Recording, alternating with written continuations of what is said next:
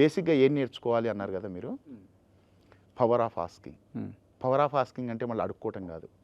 A for attitude, S for skills, K for knowledge. Ask అంటే attitude, skills, knowledge, ఈ మూడు నేర్చుకుంటే you will become king in the marketing.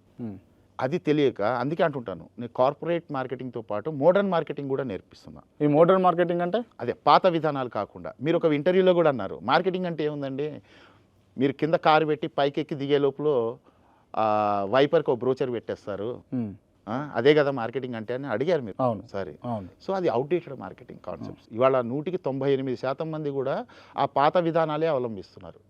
రోడ్ల మీద తిరగటం, బ్రోచర్లు వంచటం, కెన్ ఓపీలేసి కూర్చోవటం, టెలికాలింగ్ చేసి అడగటము, డోర్ నాక్స్కి వెళ్ళటము, డిజిటల్ మార్కెటింగ్ అని ప్యాకేజీలు డబ్బులు పెట్టి ప్యాకేజీలు డబ్బులు వేస్ట్ చేసుకోవటం, ఇవన్నీ చేస్తుంటారు. ఇవన్నీ అవుట్డేటెడ్ అండి. వస్తు మార్పిడి కాలం గుర్తుందా మీకు? అవును. ఒకప్పుడు మన తాతల కాలంలో ఉండేది, ముత్తాతల కాలంలో ఉండేది. అవును. మన దగ్గర ఉన్న, నా దగ్గర ఉన్న వస్తువు నాకు ఇచ్చి మీ దగ్గర, నాకు అవసరమైన వస్తువు మీ దగ్గర ఉంటే అది కూడా నా వస్తువు మీకు ఇస్తా, మీ దగ్గర ఉన్న వస్తువు నాకు ఇవ్వాలి. మళ్ళీ మన కన్వర్సేషన్ మ్యాచ్ కావాలి, మీరు ఒప్పుకోవాలి, నేను ఒప్పుకోవాలి. అలా వస్తు మార్పిడి కాలంలో చేసే విధానాలు ఏవైతే ఉన్నాయో ఒకళ్ళు నడుక్కునేది, ఇప్పటికి అవే చేస్తున్నారు.